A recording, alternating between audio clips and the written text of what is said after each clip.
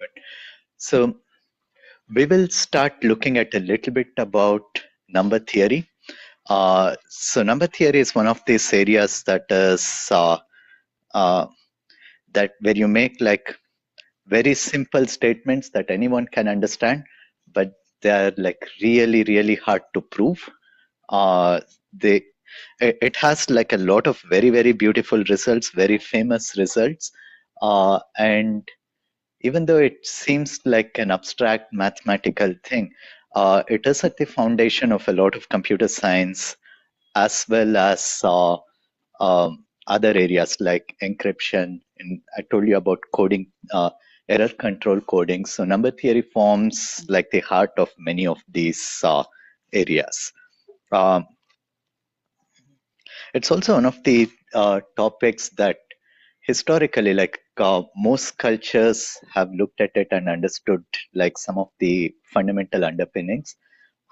So it's like a very good place to start doing something a little more interesting. Okay, so as we are working on this and over the weekend and for classes from now on, it will be useful if you can read the textbook or like related material before the class. Okay, so I didn't insist on you doing it in the first couple of weeks or 2 or 3 weeks.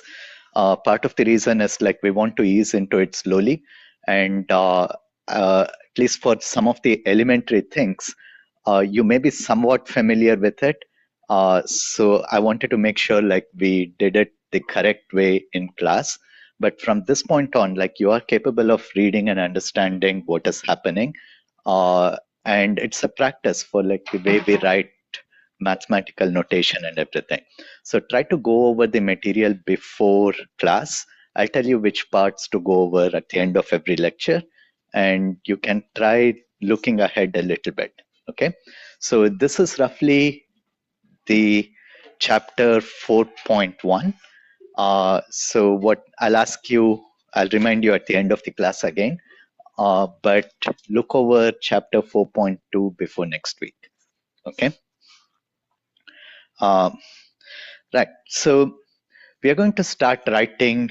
We are going to start looking at writing proofs. We'll also go through a bunch of results in elementary number theory, which are going to be useful for you. And whenever we have a theorem, right? So they usually are something like this: if some statement, then some statement. Okay, or A only if B. Okay, or A if and only if B. Okay, so those are like the kind of statements that we usually end up proving. So the part A, it's the hypothesis, okay, and this is the conclusion B. And a proof is a series of logical statements that start from A, okay, and you do a bunch of valid inferences and you end up in B, right? And so that is usually how a proof looks like. I mean, you may do cleverer things, you may prove the contrapositive, you may sometimes, like if this statement is false, you may give me a counter example to say that this is false. There are many things you can do, but essentially like your arguments are a set of inferences. Okay, and normally, I mean, we don't want like false lines of proofs. We are only interested in real proofs. Okay. Yeah. So, wait, what does antecedent mean? It's the hypothesis. What is the first part, and the consequent conclusion is like we are not. I'm using that because you may see those words somewhere, but we'll stick to hypothesis and conclusion. Okay. Will there be more words, fancy words like that? No, I'll never use them. I mean, generally speaking, when people write math, they avoid using, they stick to like very specific terminology. Right? This is in case you accidentally see it. But most good writing in math, you wouldn't, it's not about using big words. Okay, it's about using words logically and properly. Okay. Wait, good structure avoids what? Uh, no, actually, the exact words here are not. I mean, it's not the words here that I won't ask you what does good structure avoid. Nothing like that. I want you to internalize these things. Not the words themselves are not so critical. Okay. Okay. Yeah. You think it's vector cycles are more like paradoxes or something? We'll see examples. I'll show you by examples. Okay. So usually when we say a proof, it's a convincing argument that a statement is true, and it seems weaker than what you would expect, right? So one of the one of the uh, one of the things with like many results. Okay, so I'm not talking about simple results, which is easy to check, but there are results that are new, and like the proofs are really really elaborate. They so like how many of you heard about Fermat's last theorem? Do you know the story? Right. So we'll see Fermat quite a bit in this class. He wrote in one of his books, one of his notes, he wrote in a margin that this particular result for any integer greater than 2, there are no positive integers x, y, and z such that x to the n plus y to the n equals z to the n. Okay, obviously when n equals 2, there are many solutions for this. There are many integer solutions because that's the Pythagoras theorem, and we know there are a lot of right angles where all the sides of the right angle are integers like 3, 4, 5, 6, 8, 10. Okay, so there are many um, or 12, 12, 5, 13. Okay, so there are many solutions when n equals 2. His result was that, I mean, his observation, or he didn't give a proof, but his conjecture at that point was that if n is greater than 2, if n is a number strictly greater than 2, there are no integer solutions for this. Okay, there are no triplets of integers that satisfy this equation. And he said like he has a truly beautiful proof, which but the margin is too small for me to write it down. That's literally what he said. And this took about 200 years for people to prove. And the proof was finally there in 1994. And this is like this invented like couple of new areas of math, and eventually it turned out to be true. But when you have things like this, right, like usually there is some so the way it works in reality is that you'd publish this, people will go over it, and then like that's kind of how the consensus forms whether something is true or not. Okay, so but this is like what happens in real life. But an ideal proof is like a series of inferences, very easy to verify, which you can go from the hypothesis to the conclusions. Okay, right, and generally speaking, you would use a set of axioms. So in any structure, right, like you would use a set of axioms to start proving statements. Now, in some of the very basic things that we are going to do over the next few classes, we are going to use some very simple elementary axioms in algebra. It just says a number is equal to itself. If a variable a equals variable b, b is also equal to a, and if a equals b and b equals c, then a is equal to c. Okay, so these basic identities corresponding to operators. There's also, we are going to use closure properties, like when you have integers, right? So when you add two integers, you get another integer. When you multiply two integers, you get an integer. When you subtract two integers, you get an integer too. Okay. and obviously between 0 and 1 there is no integer. So very basic things. Okay. 2, 3, 30, okay. Right. No, Yeah. great. So when we write proofs, uh, there are two there, there are two ways. Like you can many times write things verbally, and sometimes you write it formally. Okay, so with notation in symbolic forms. So I mean, obviously you don't want to write for things like even, odd, what is even, what is odd, but uh, you could. I mean, what does it mean to write formally? So when you say n is even, okay, so you can define it formally. So if so n is even, if when do you say n is even? If 2 divides n, but we don't know what divides means yet. Okay, so we want to say if there is, say, integer k such that n equals 2k. Okay, so this is another way of saying 2 divides n, right? So you want to write, one advantage of symbolic notation is that there is no ambiguity. Okay, so any important step in your proof should be symbolic. Okay, typically we also use words to clarify what is meant by your symbolic notation, but it is always understood that words are imprecise and they are not supposed to carry your proof. Okay, you cannot expect your proof to say, oh, I told you here in words.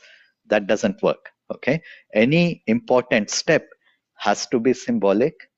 You can get away with words in cases where it's not so important, or like everybody follows, or it's a well-known step or something like that. Okay, um, right. So what is a prime number? So there are only two definitions here we want to clarify. You all know what even and odd numbers are. Okay, what's a prime number? Some number that is itself. Right, and this number cannot be 1. Okay, so if you say it's a number whose only divisors are itself and 1, that definition seems to include 1, because 1 is consistent with that, but 1 is not considered prime. Okay, so for many reasons, because primes have like a lot of deeper properties which 1 does not satisfy. So 1 is not prime. So now an integer that is not prime, or a number that is not prime, is composite. Okay. Um, Yeah. so I just realized something. If one is obviously not a prime number, as you said, but it's also not a composite number. So what does that leave it as?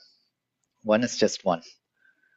Yeah. Really? There's no special term for it or something? Um, so no, I mean there may be, like, I not at the top of my head. Yeah.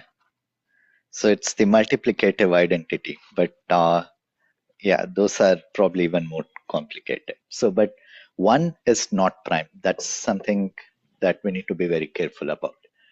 Okay. So we are going to see a few things about proving. Okay, and we are going to do a few simple proofs and one very, very nice proof. Okay, so one of the things also is, like, there will be some statements like this which are kind of routine.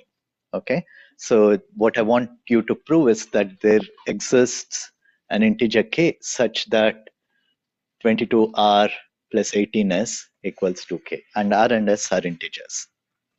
Okay, so r and s are integers I give you, right? And I want you to prove that 22r plus 18s can be written as 2 times k, essentially meaning that this is an even number. Okay, uh, and the proof would use elementary algebra. You can use any properties of elementary algebra. So for example, like, you could write this using the distributive law. You could write this is equal to 2 times 11r plus 9s. Okay, now we are going to use the closure properties. Okay, r is an integer, 11 is an integer, the multiplication produces another integer. 9 is an integer, s is an integer, multiplication is again an integer. You add up two integers, you're going to get an integer. So you're guaranteed 11r plus 9s belongs to this integer, and you choose this as the value for k. Okay, this is essentially constructive in the sense that in order to prove that there exists an integer k, you are actually giving me the correct witness. Okay, so this is an existence statement. It means that there is one value of for this integer k that makes the statement true. Okay, and you're giving me that value for k. Okay, so you're constructing that value for k. So this is a constructive approach. Okay, now you can have you can prove statements. Okay, you can prove an existence statement without actually constructing the witness. You can show me there is a witness without actually giving me the witness. Okay, and here is like a very, very beautiful proof.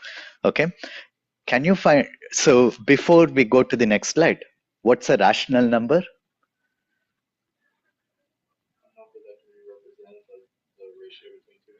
Right, so a rational number is a number that can be represented as a ratio between two integers. And what's an irrational number? A number that isn't easily as Not easily, like, so we never say easily or hard, like that is, it's whether it can be represented or not. Okay, like things like pi and e, because which are considered irrational, especially because they go on for infinity. we don't know about going on for infinity is interesting, but there's a lot more to that. Okay, so we'll stick to the simplest definition for now. Rational numbers are those numbers that can be expressed as the ratio between two integers. Okay, and irrational numbers are numbers that cannot be represented as a ratio between two integers. Okay, give me examples for irrational numbers. Pi, e, yeah, they're both irrational. Any other examples? Square root of 2. So those are, and I think that's probably the first proof you saw that. Have you seen the proof that square root of 2 is irrational? Yes. Oh wait, no, not proof. You haven't seen the proof? Okay, it's very simple. Like it's, let me show you. Okay, so this is not to be, okay. Or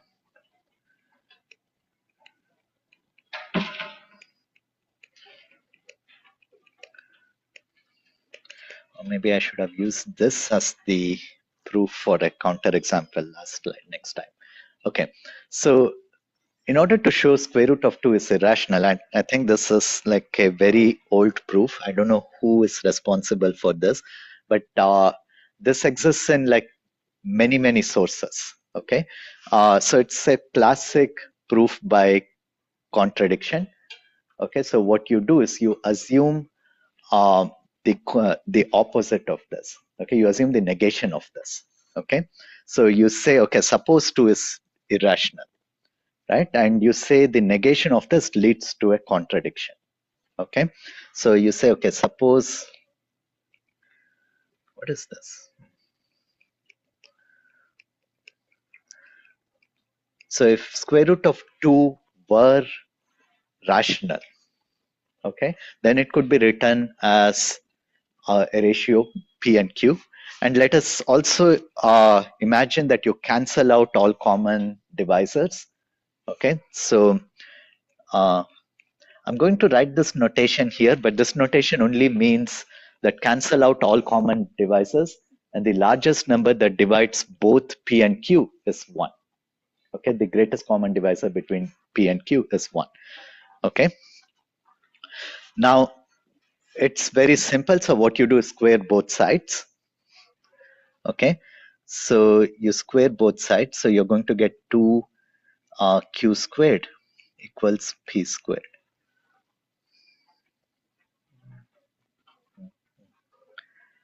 Okay, you have squared both sides.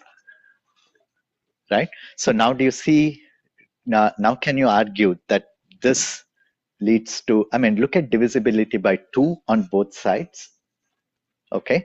And can you tell me what the natural consequences are?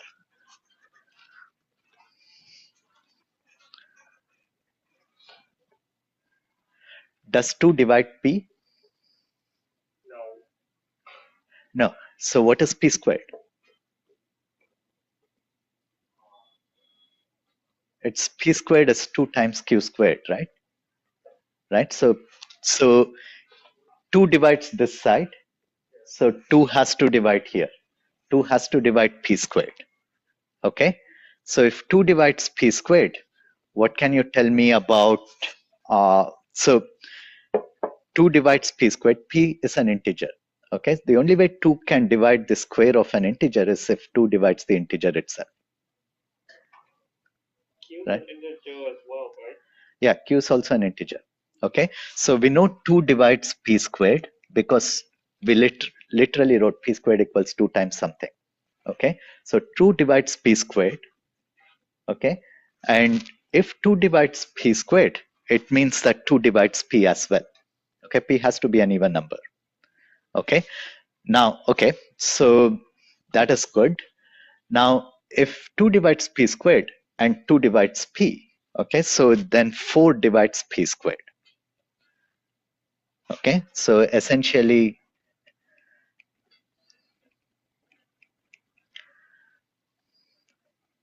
right?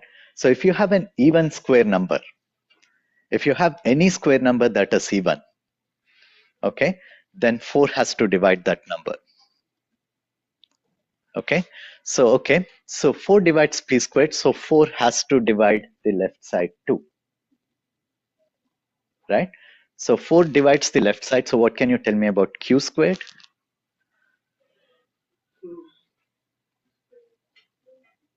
So, right, so that now means that Q squared also is divisible by 2. Okay, because 4 is a factor on the left side. There is a 2 here, okay, but there's one more factor of 2 which is also a factor of the left side, so that can only belong to Q squared. Wait, okay, how can 2 divided by P squared become 4 divided by... right, because P squared is a square number. So if you have an even squared number, 4 has to divide every even squared number,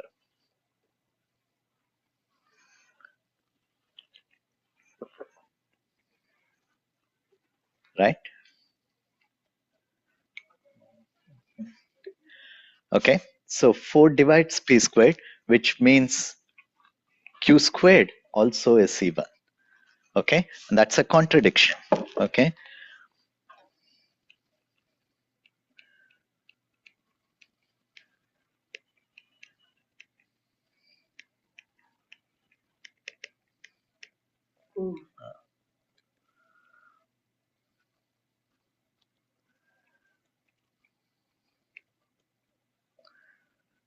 and this is a contradiction because we assumed that P and Q did not have any common factors.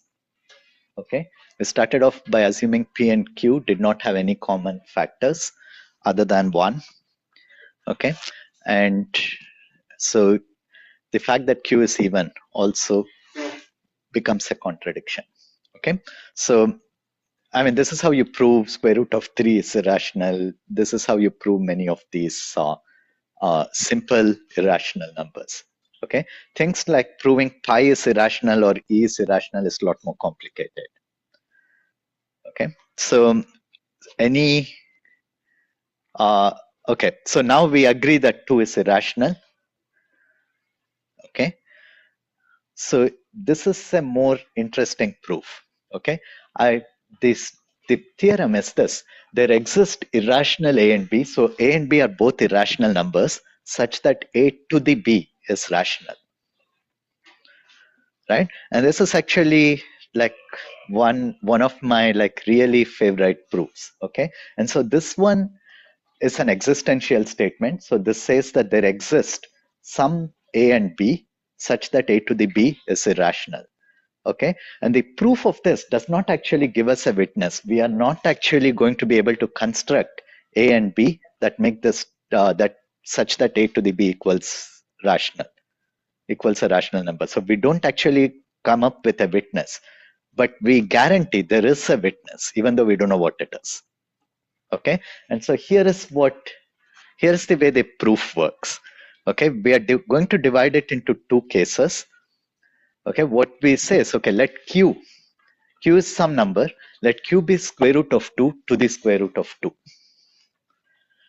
Okay, q is square root of 2 to the square root of 2. Okay, now this number is either rational or irrational, we do not know. Okay, now let us imagine, we are going to consider both cases. Let's imagine that q, that is square root of 2 to the square root of 2, is rational. Okay, if square root of 2 to the square root of 2 is rational, then you're done. You found a witness. Okay, if not, okay, what you do is you take a to be equal to q and b to be equal to square root of 2. Okay, so basically raise square root of 2 to the square root of 2 to square root of 2 again. Okay, and what will be this? So a to the b is square root of 2 to the square root of 2. You raise it again to another square root of 2. The exponents multiply. Okay, so you get square root of 2 squared, which is 2, which is rational. Right? So this means that we don't know what the witness is, but we are sure there is a witness. Okay, does this make sense? I'll let you process this for a moment.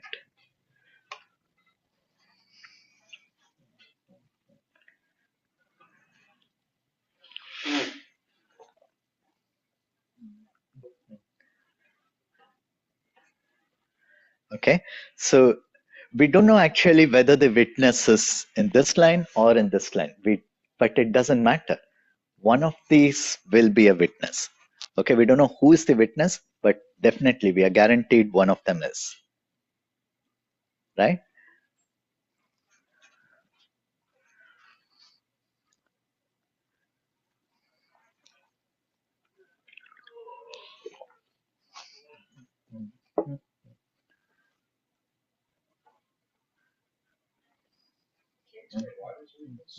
Pardon?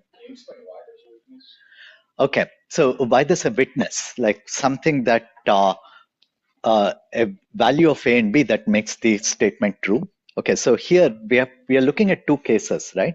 So in the first case, a and b are both square root of 2. Okay, now that gives us the number q, which is square root of 2 to the square root of 2. Okay, now this number is either rational or irrational. There are no other choices here. So let us say that this number is rational. Okay, so if it is rational, okay, then a and b, square root of 2 and square root of 2, become your witnesses. Okay, but if it is not, because we do not know if it is rational or not, okay, if it is not rational, okay, then q is irrational.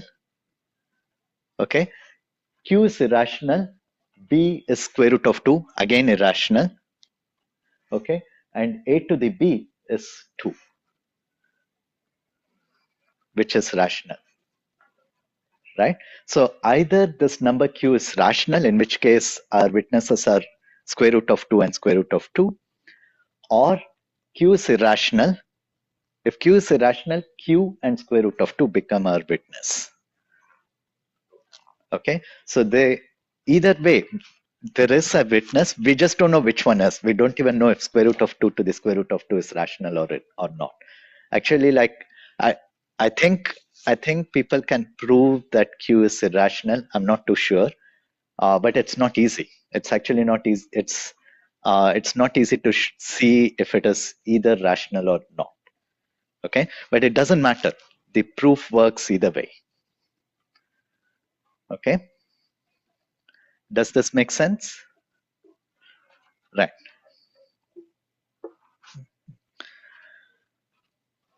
Right. So another common approach to prove existential statements is you give the steps that produce a witness. Okay, and it's a sequence of steps that will produce a witness. There are like this is very common when we come to algorithms. Many times we prove something probabilistically, which we just say that okay, we construct this, we construct like a randomized argument, and we say that the probability of a structure that we want is non-negative, it's non-zero. Okay, so that means that there's some structure that satisfies what we want. Okay, so this is a more elaborate one. We'll look at this when we are a little bit more grown up. Okay. Now, What was disproving a witness the previous line? this one. So yeah, we construct like an algorithmic recipe. Okay. Okay. So how do you disprove an existential statement? So the claim, for example, here is that there exists n such that this number is prime. Okay, and that is a false statement. Okay, how do you disprove it?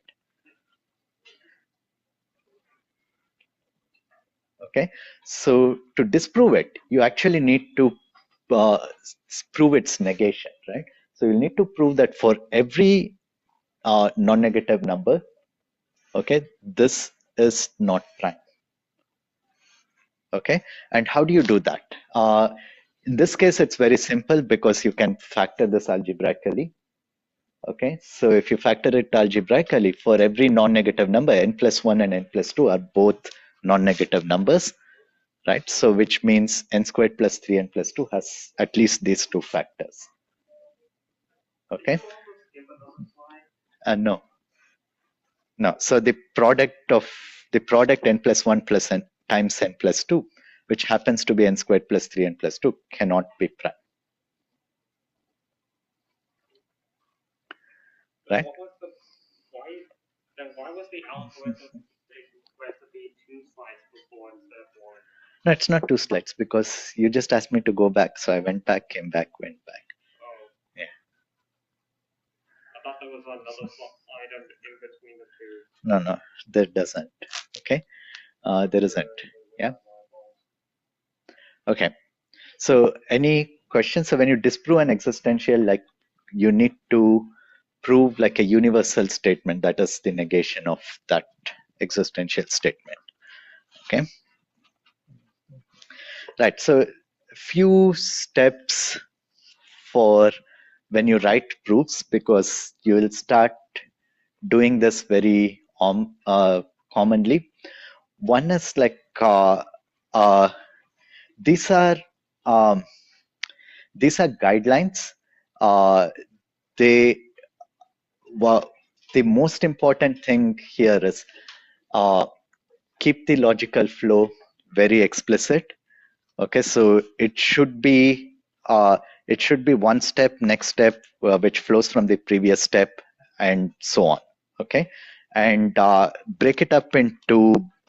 Don't have a long paragraph with all of this. Many textbooks, even well-written textbooks, seem to do it. Okay, but that is more out of what do you call like production values. Like they do not want like very thick books, and that is why they try compressing it that way. But when we write proofs, we don't write it that way. Okay, you break it up into small chunks, keep the flow between the chunks very clear. That is those are like two important things to keep in mind. Okay, so right, so we said a little bit about proving existential statements. Now what about like a universal statement like this? Okay, you want to prove that for all x, if p of x implies q of x. Okay, so here there are three different ways you could do it. One is, it's called like the method of exhaustion. It's brute force. If if the domain D happens to be finite, okay, there are only finitely many elements in D, you could check this for every single case in D. Right? It seems like it is brute force, but there are well-known proofs that rely on this approach. I think like the coloring theorem was first proven this way. Okay, so there are some highly non-trivial, very famous theorems that work this way. Okay, the second way is like make a statement, a series of inferences that hold for an arbitrary element of the domain. Okay, so you're going to make a bunch of statements that hold for an arbitrary element of the domain, and that is one way to prove this approach for everything. Okay, and to disprove is easy. You just need one example where this is false. Okay,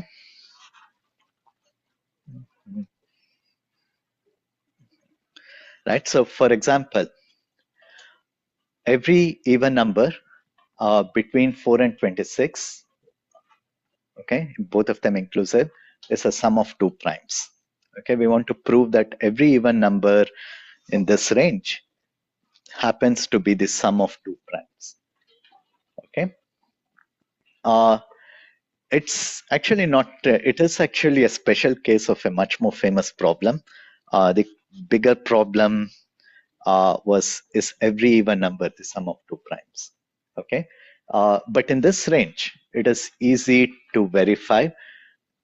For every even number in this range, you can actually list out how it can be written as the sum of two primes. Okay, so this is like the method of exhaustion. Okay, right. If you want to prove that the sum of four consecutive integers is even,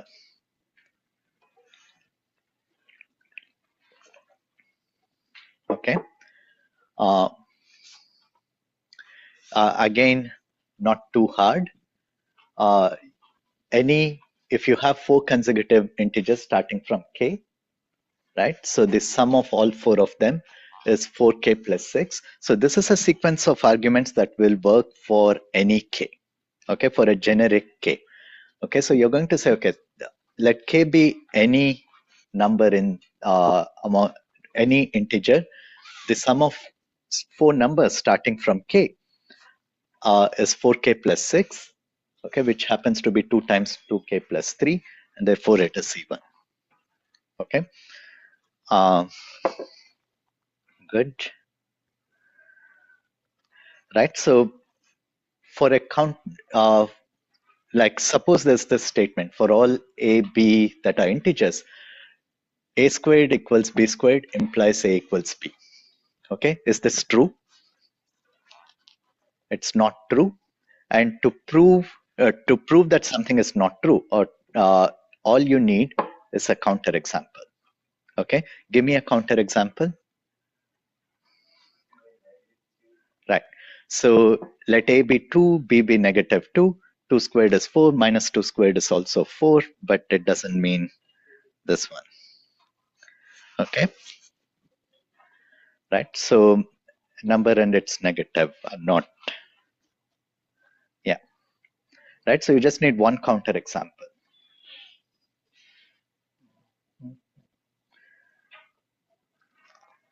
Okay. So let's try to write a proof. Okay. So sum of any two even integers is even. Right. So you want to show that the sum of any two even integers happens to be even. Okay. How would you prove this?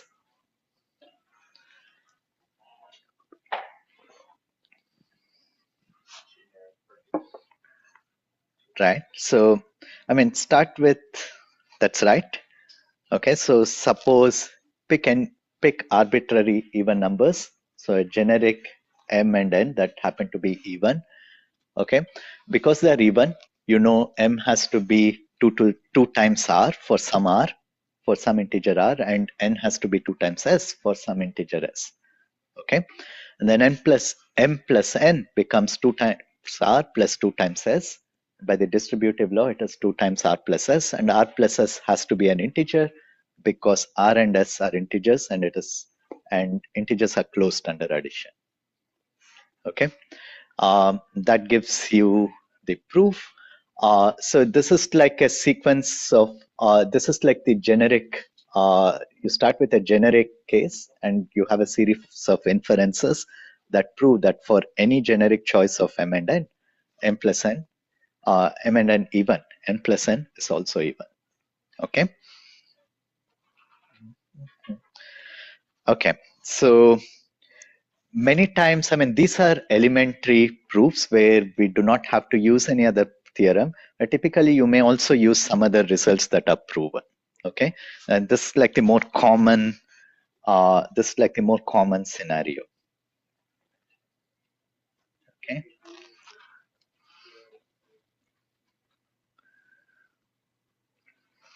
Okay. Uh, just make sure don't introduce variables before they appear. Just like you write code. Okay. Uh, make sure you define variables when they appear. Do not change around notate. Do not mess with notation. Okay, there are a lot of things you can prove when you mix up notation, which are completely ridiculous. Do not mix up notation. Okay. Um, right. So uh, yeah, so one very important thing, the last part, do not use things like it is easily seen that something is true. Okay, that I mean, everybody is guilty of doing it because at some point when you're writing papers, you want to fit within the page limit you're assigned. So everybody is guilty of this, but it is not a good policy. Okay, there is nothing that is obvious. There is nothing that says, okay, it's easy to see. Okay, that usually where all the mistakes happen.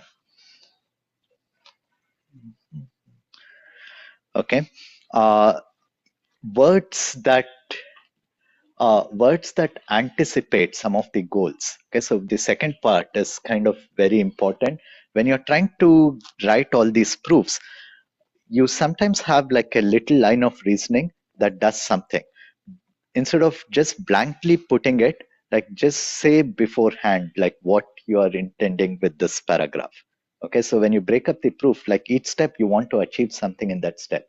Okay, while it is not necessary in a proof for you to actually say what is happening in each step, helps the reader verify much better if you say what you're doing. Okay. uh, Right, and this we saw already, but it's very important. When you break up your argument into small pieces, say what is happening in each piece and a separate paragraph for each piece. Okay, so that is, yeah, that has a lot of value when you're reading longer proofs. Okay, right. So when you write equations, I mean, we'll prove that if x and y are rational, x plus y is rational. But we are going to prove this, but you may have a bunch of equations like this. Okay, make sure you write them properly. Okay, so align the equations, make sure you write them properly, in a way that is clear. So when you write something like this means this equals this equals this equals this, so this equals this. Okay, when you write inequalities, even more important. Okay, equalities, yeah, they're fine. Inequalities, so if you say something like this is less than this and which is equal to this, which is equal to this, it does mean this is less than or equal to the final step. If you write this is less than or equal to this and greater than or equal to this, then what you're doing is nonsense. You cannot mix inequalities. Okay, the fact that a is less than b but b is greater than c tells you nothing about a and c. Okay, right. So when you write equations, having it like this is helpful because in particular, it makes sure that you're not mixing up inequalities, and it happens more commonly than you think. Okay, so this is okay. This does mean A is less than or equal to C. Okay, but if you have A is less than or equal to B, greater than or equal to C, there is no conclusion.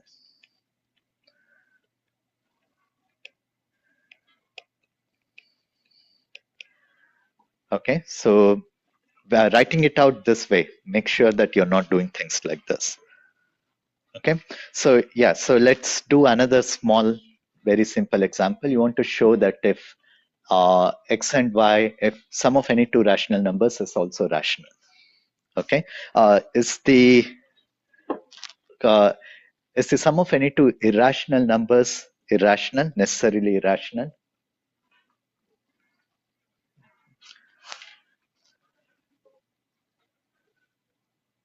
Right? So this part will prove this is true. Sum of two rational numbers is always rational, but is the other way true? Like, is the sum of two irrational numbers, does it have to be irrational? You're saying yes. Why do you say that? Yeah, another irrational number. Yeah. So is the sum of two irrational numbers irrational? But you're right. An irrational number plus a rational number is always irrational. That's right. Okay. Uh, did I say it right? Like irrational number plus a rational number is irrational. Okay. But I'm asking irrational plus irrational. Is it always irrational? Okay. So what about pi and minus pi? Right. So obviously the sum is not zero, which is rational, right? So sum of two irrational numbers can be rational, okay, but sum of two rational numbers is always rational, okay. Oh, I thought, sorry, can you go back for a second? I thought you were going to write something on there. Oh no, no. Thank you. Yeah, so I mean you do the same thing. Okay, so you again start with a generic xy, okay, and because they are rational, they're both ratios of two integers, denominator non-zero. Okay, when you add them up, you get this particular expression. Maybe you simplify, and when you simplify, like you would simplify like the series of equations you get, and then you would get this particular expression for their simplified value. Okay, now here the numerators are n naught d1 plus d1 n naught, or n naught d1 plus d naught n1. Okay, and by the closure properties of integers, you know the numerator has to be an integer. Okay, the denominator is d naught times d1. We know it's an integer by the closure properties. We also know it is non-zero. Okay, why do we know it's non-zero? Because d naught is not zero, d1 is not zero. Okay, the product of two non-zero integers is non-zero. Okay, and that tells you that b is also not equal to zero, and that tells you that x plus y is a over b. A and b are integers and b is not zero, and so it is rational. Okay, that's like the outline of the proof. Okay, this is how we think, and this is how you would write. Okay, this is how you would write. I didn't put them one below another because I don't have space in this slide. Write them one below another as far as possible. So you would write it this way. Okay, if x and y are rational, okay, then you can write x is n naught over d naught, y is n1 over d1. All these four are integers, okay, and d naught is not zero and d1 is not zero. Okay, the logical connector here is and. Okay, but while writing, it is okay to write with. Okay, because if you keep writing and, like it's very hard to read. Okay, there are only the or and logical constructors. Okay, there is nothing else, right? But in language, we sometimes use words like with. They are all synonyms for and. Okay, they all mean and. Okay, also there are only two kinds of quantifiers here: either there exists or for all. Okay, but sometimes we say there is some, there is any. All those words are synonyms for one or the other based on context. If it is not clear what the context is, do not use those. Do not use any variants. Okay, it is okay to write there exists this such there exists n naught n1 d naught d1 such that they all belong to integers and d1 not equal 0 and d1 is not equal to 0, completely fine. And when in doubt, go for that. Okay, you can use more varied words if it is completely clear from context. Okay, but do not sacrifice uh, specificity. Do not sacrifice accuracy for style. Okay, uh, the rest of it is what you see. uh, okay, so we'll stop here. There are, with one word, there are things called conjectures. Okay, and conjectures are statements that we usually have a strong reason to believe, but we can't prove it. Okay, and all of our economy is based on one of the conjectures. So there is, say, the first conjecture, P is not equal to NP, is the heart behind every encryption scheme that we have today. uh, we can't prove it.